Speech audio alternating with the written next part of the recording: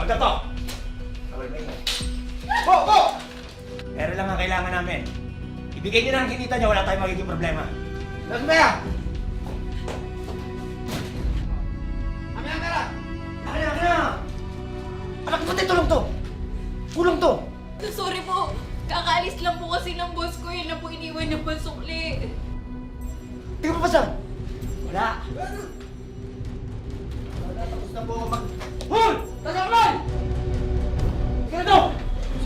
Sir, walang magpapakabayani, ha? Nalalaman daw ang tibay ng isang tao hindi sa panahon ng kaginhawahan at kasiyahan, kundi sa panahon ng paghihirap at kasawian. Ito ang napatunayan ng bida sa ating kwento ngayon. Isang taong ninakawan ng lahat ng kanyang pinagsikapan.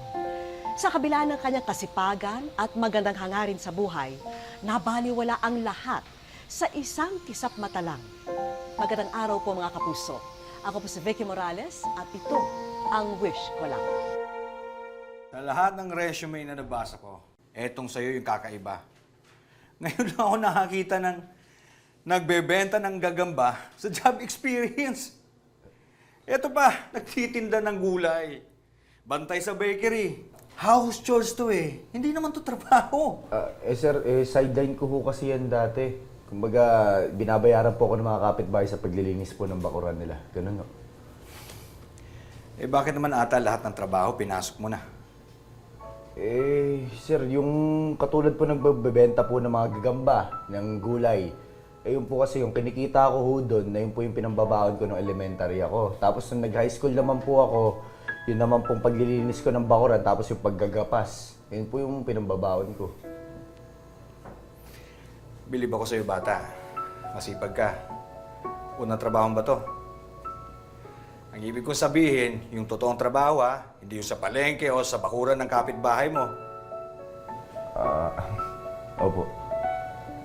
Pag nagkataon, ito po yung una.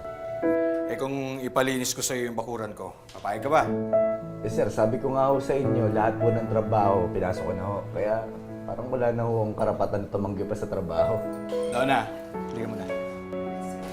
Donna, si Justine. Justine, si Donna, siya yung kahiran natin. Kamusta ho? Turuan mo nga si Justine kung paano maging room boy.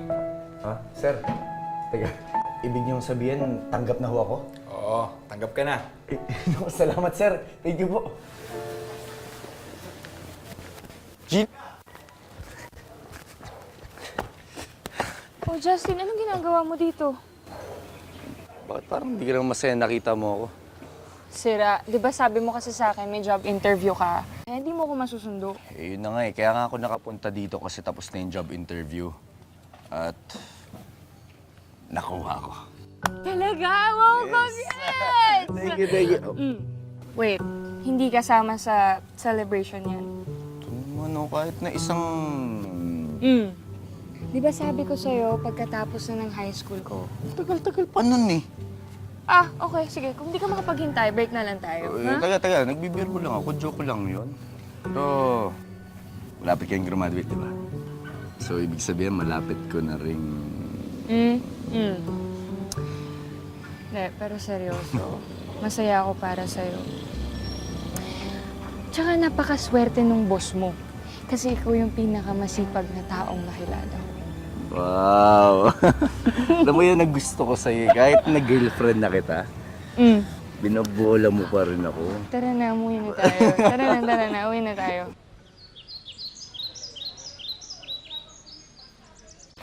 O anak, hindi ka pa ba tapos yung sa assignment mo? Bilisan mo dyan, kakain na tayo. Nay! Tay! Seryoso ka bata to. Ano ba yan? Bakit ka pa sumisigaw? No, pasensya no. May good news lang po ako. Ano yun? Nay, may trabaho na ako, Nay. May trabaho ka na, anak! Tapos na naman sa Diyos! Ay, may trabaho na, anak mo! Oh, congrats anak! Ito ba yung sa hotel? Opo, Tay. Ang totoo nga po niyan pareho pa po kami ni Christian nakapasok doon. Naku, mabuti naman, anak. Hindi ba siya din yung nagyaya sa'yo na mag-apply? Opo, Nay. Siya po yan. Nay, Tay. Umpisa pa lang po ito ng swerte natin.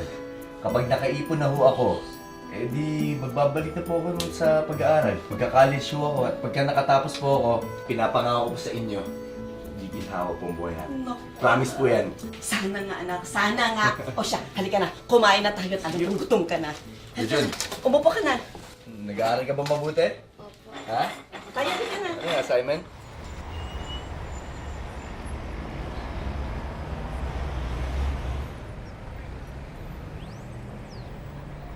Ano bro? Tol. Gusto mo tulungan na kita dyan? Hindi na. Ako nang bahala dito. Kaya-kaya ko to. Sigurado ka ha? Oo. Tara, dami kasing customer ngayon eh. Sige, tol. Sige, sige. Okay.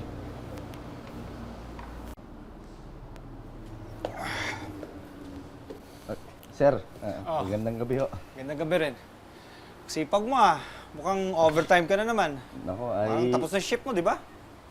Opo, pero sayang po kasi yung kikitain ko pa po sana. Kaya yun, OT na naman po. Magpahinga ka naman, baka magkasakit ka niyan. Ano, sir, ako pa ba? Eh, sanay na sanay po ako mapagod. Ako na po bahala, sir. Thank you. Sige, sige. Sige po. Siya nga pala. Po. Pwede ka bang pumunta sa bahay bukas? Sige na po. Okay, okay na po. Bibigyan kita racket. Magpapalinis ako ng bahay. May mga bisita kasi akong darating. Sige po, sir. Ako na akong bahala doon. Lilinisin ko. Sige, salamat ah. Thank you rin po, sir. Madaling nakuha ni Justin ang loob ng kanyang amo dahil sa kasipagan at pagmamahal niya sa trabaho. Kaya para matulungan din siya, sa halip na ibayad sa iba ang pagpapagawa o pagpapalinis, kay Justin na inaalok ito para dagdag kita nga naman ito sa binata.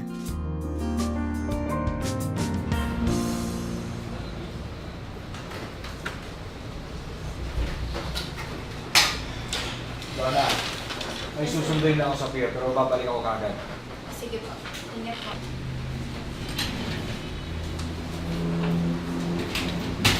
Siya nga pala, si Justin.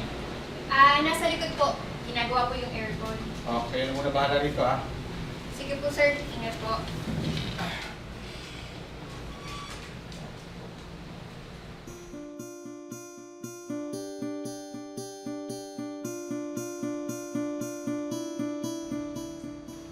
Agad to! Po! Po! Alam ka sa akin kumaini. Pero lang ang kailangan namin. Ibigay niyo na ang kinita niya, wala tayong magiging problema. Amin ang pera!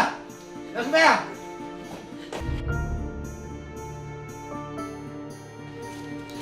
Sorry po. Kakaalis lang po kasi ng boss ko. Yun lang po iniwan ng pansukli. Pati ito! Akin na! Anak ko, pati tulong to! Kulang to! Hindi ka papasa! Wala! Wala, tapos na po ako mag... Hoy! Tagamay! Ano to? Sir, walang magpapakabayani, ha? Walang masasaktan, okay? Makikisa na kayo.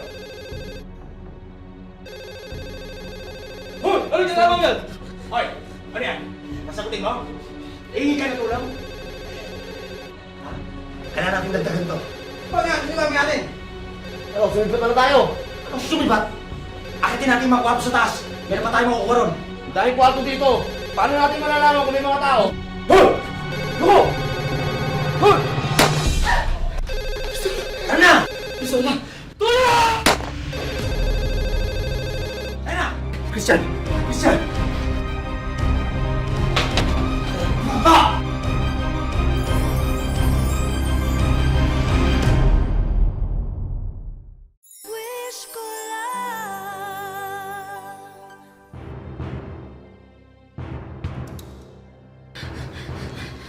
Christian!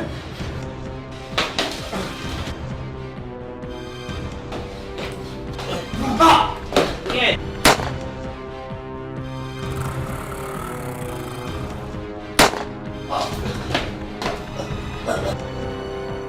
Sige!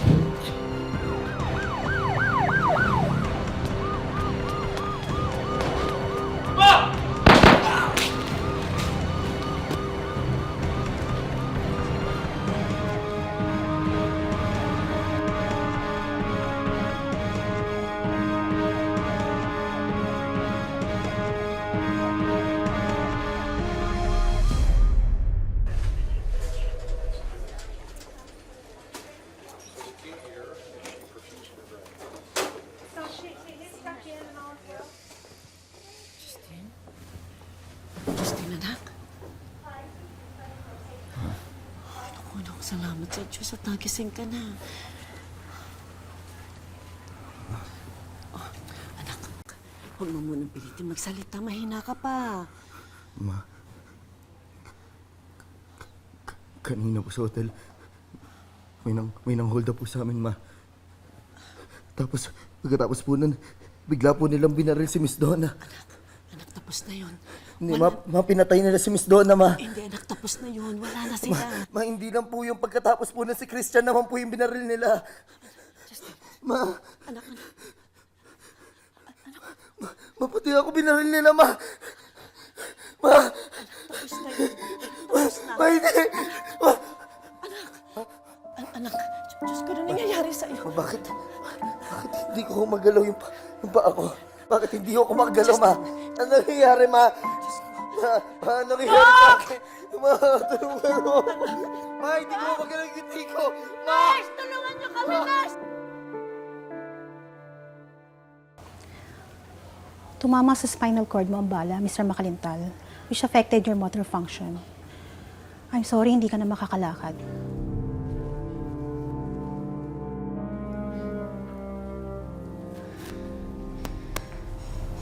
Justin.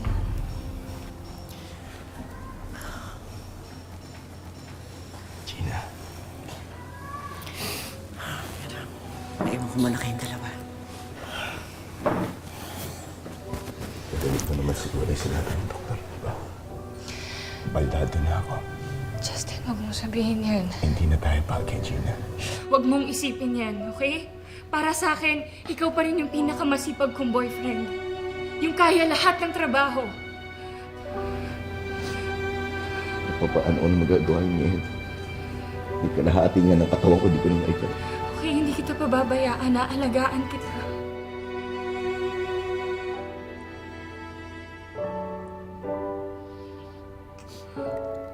Ipinakita ni Gina kay Justine na walang magbabago sa kanila sa kabila ng nangyari.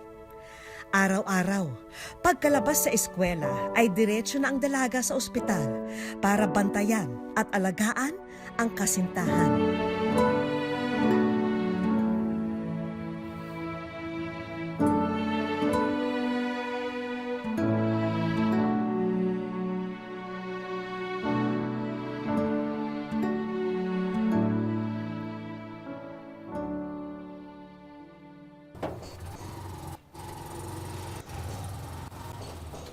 Ay, okay, nabayad daw.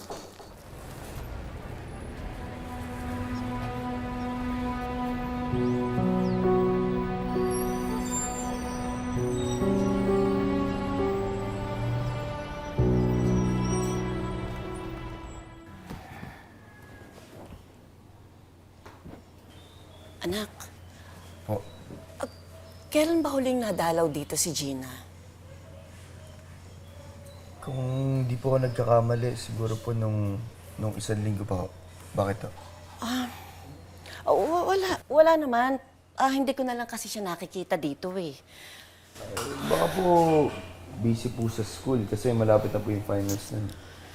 Siguro nga. Ma, hindi ka ba sinasabi sa akin?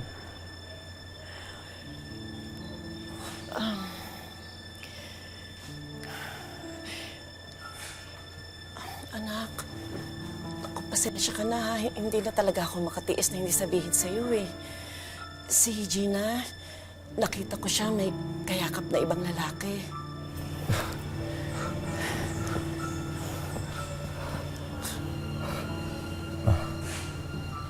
Hindi totoo yan, ma. Tinamaan ng bala ang spinal cord ni Justine, kaya paralisado na siya habang buhay. At sa panahon ng kanyang labis na kalungkutan, dito pa siya iniwan ng babaeng inasahan at minahal niya. Justin, kamusta ka na?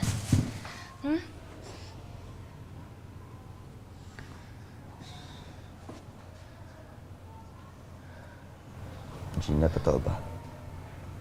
Ang alin? Na may iba ka na.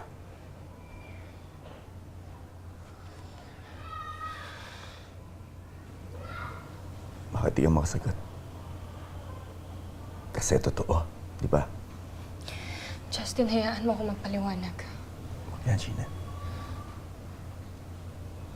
Di mo na kailangan magpaliwanag. Hayaan mo ako magpaliwanag. Umalis ka na. Justin, hayaan mo ako magpaliwanag. Umalis ka na, Gina. Pinilit kong magpakatid. Umalis ka na! Umalis ka na! Justin, pinipilit ko naman eh. Napagod lang ako, Justin. Umalis ka na. Gina, umalis ka na. Hindi Justin. na kita kailangan sa buhay ko. Justin, Makakaawa tama ko. na yan. Umalis ka na nga! Ba't ba kayo umalis? Hindi na kita kailangan. Kung ayaw mo sa akin, ayaw ko rin sa'yo.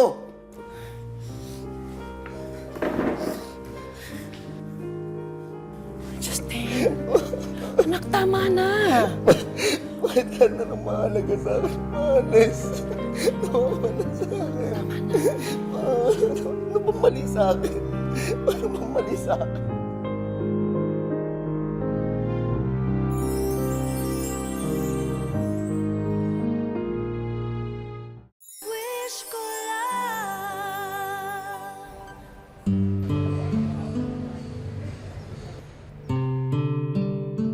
Kuya!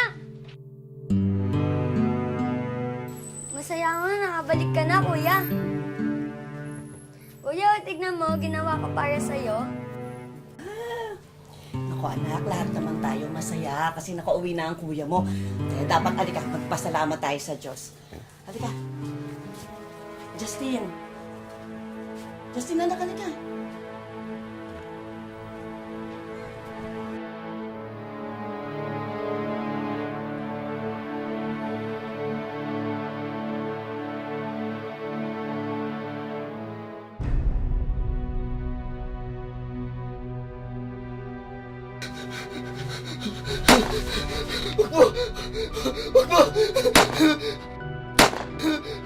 Huwag mo maawa mo sa akin! Ayoko pa maging baldado!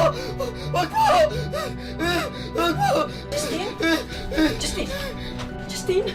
Justin, anak! Anak! Diyos ko! Justin! Justin! Justin! Anak, kumain ka muna. Okay ka na. Ay, tay. Sige na. Ako na bahala dito. Anak. Oh, kain ka na. Alam mo, anak, mabuti pa siguro ipasyal kita. Kahit dyan lang sa may bandang taniman, doon ka nangunguha ng mga gagamba nung araw. Doon ka din nakakita ng mga kabarkada mo. Malay mo, anak. Doon ka rin makakita ng mga bago mong kaibigan. Tama na. Anak. Justin, ano ba? Sumusobra ka na. Naiintindihan ko yung sakit na nararamdaman mo. Pero hindi naman yan dahilan para bastusin mo kami. Hindi niyo ako naintindihan! Naranasan niyo bang maging baldado? Naranasan niyo bang maging lumpo? Naranasan niyo bang mawala ng mga pangarap? Hindi. Hindi ko nararanasan lahat ng sinasabi mo. Pero Justin, nanay mo ko. Nararamdaman ko lahat ng sakit na nararamdaman ko dahil dyan sa pagkakaganyan mo. Naranasan mo ba na makita mo at pinapanood mo ang anak mo na nahihirapan?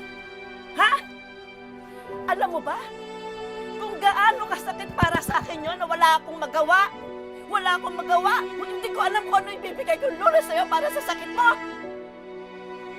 Hindi lang ikaw ang nahihirapan, Justin. Hindi lang ikaw ang nasasaktan.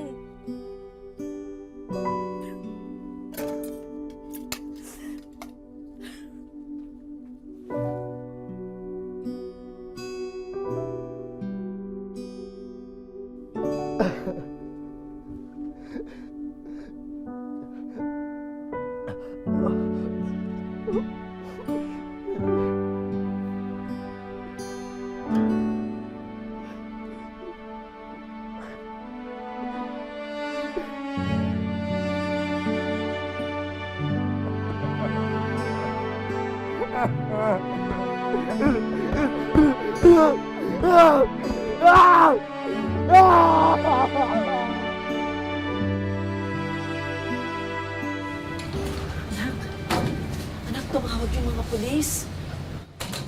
Nahuli na daw nila yung isa sa mga huldapan na nakabaril sa'yo.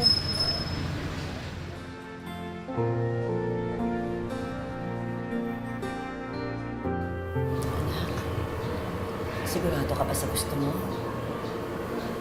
Apo.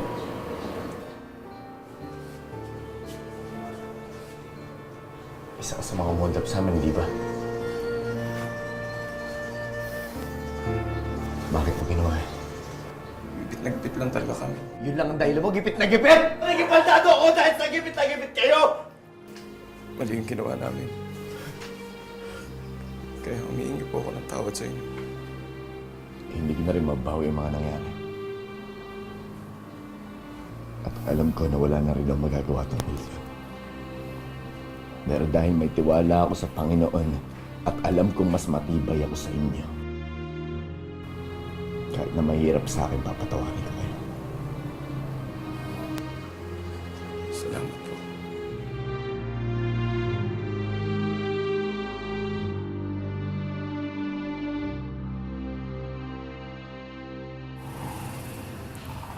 Ma? Oh, bakit ka umiiyak? Hanggang ngayon ba, anak, iniisip mo pa rin yun? Ma? Sorry po. Sorry po kasi naging mahina ho ako. Kasi yun, naging makasarili ho ako.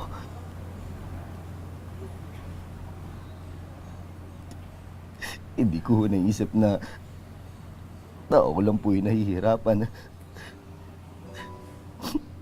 Na hindi lang po ako yung nasasaktan. Alam ko po, Ma, sa tuwing pinapahirapan ko po yung sarili ko, para ko na rin po pinahirapan kayo, yung mga nagmamahal sa akin.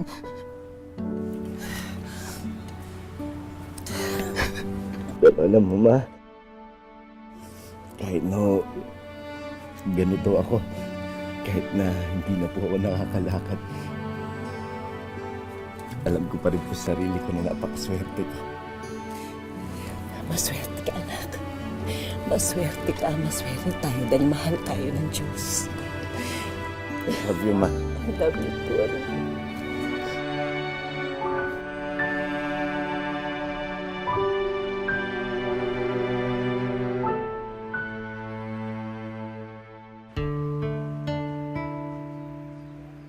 Eto na ngayon si Justin. Sa 4 na sulok ng silid na ito, umiikot ang kanyang maghapon. Sa sitwasyon ko po ngayon, napakahirap po talaga. Halos kalahati po ng katawan ko, hindi ko po masyadong napapakinabangan. Simula po dito pababa, hindi na po siya naigalaw. Hindi po siya nakakaramdam. Buong araw nakatutok sa pagbabantay kay Justine, si Nanay Fidela. Sa kanya raw kasi nakaasa ang binata dahil limitado lang ang pagkilos niya.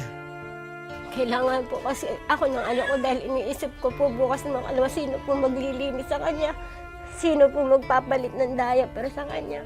Kailangan ko po maging matatag. Kailangan ko po laging unahin ang anak ko bago po ang sarili ko. Dahil palaging nakahiga, nagkaroon na ng mga bed sore o mga sugat sa likod si Justine. Dagdag pahirap pa ito sa kanya. Mama, nagpapasalamat daw sa iyo, Mama. Salamat, Mama, hindi mo pinababayaan. Kahit minsan nagiging mainitin yung ulo ko.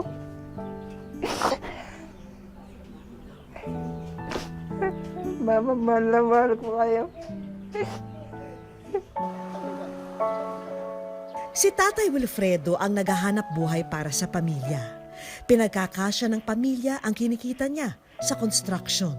Lahat ng paraan ginagawa ko na para sa pamilya ko.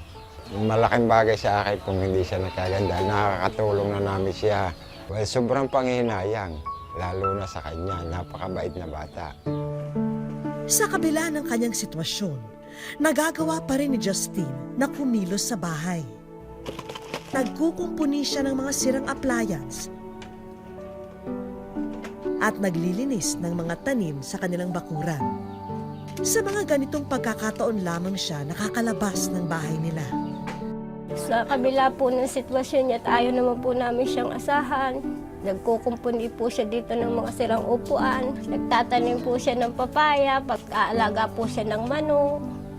Mahilig po siya sa mga kambing, kaso po, binenta na po namin. Gawa nga po na may mga pangangailangan pong mga pambiling gamot. Lagi ko pong dinadasal na sana hindi po ako pabayaan ng Diyos. Sa kabila ng kalagayan ko, lalo na po yung pamilya ko. Kasi hindi ko po lalong makayanan kung pati pamilya ko magkaroon ng problema. Gusto ko pa po silang matulungan.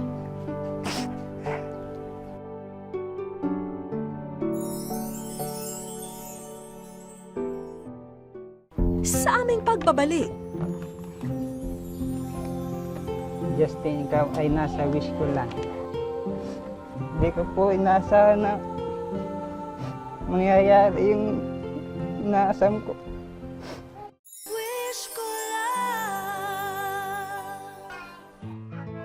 inabutan naming nagpapahinga si Justine sa kanilang bakuran kasama ang kanyang ina. Hindi nila alam na kinasabwat na ng aming grupo ang isa nilang kapitbahay. Kunwari kasi magpapagawa siya ng sirang radyo sa ating bida. Hindi naman tatanggihan yan ni Justine, kaya agad na binuksan ito para alamin ang problema.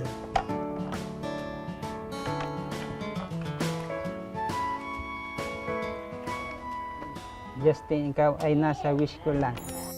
Masaya po.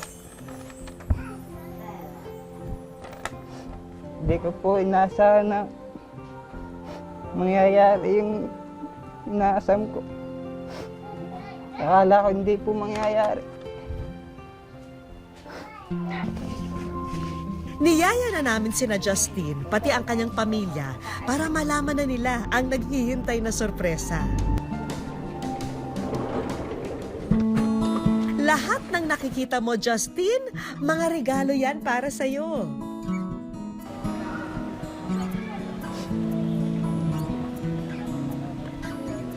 Nabanggit ni Nanay Fidela na nahihirapan ka na raw sa higaan mo.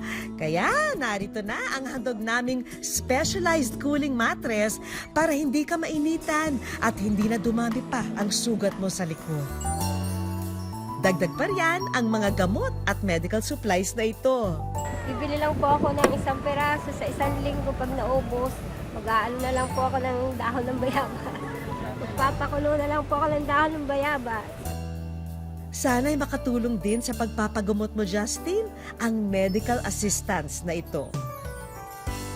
Maraming salamat po. Salamat sa inyong lahat, lalo na po sa GMA7. Sa wish ko lang po. Malaking bagay po yan para hindi na po kami palaging bumili ng mga pangangailangan ko. Wala po mahihingi. Justine, alam naming lagi mong iniisip ang kapakanan ng iyong pamilya at nais mong makatulong sa kanila. Magkaroon po ng pagkakakitaan para matulungan ako pong magulang ko. Para naman sa naudlot mong pag-aalaga ng hayop noon, hindi na problema yan. Maraming salamat po.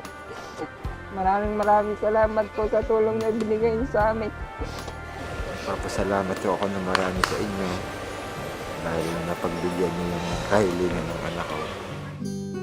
Ang buhay ni Justin ay isang paalala sa ating lahat na kung hindi man matupad ang lahat ng pangarap, hindi ito dahilan upang sumuko.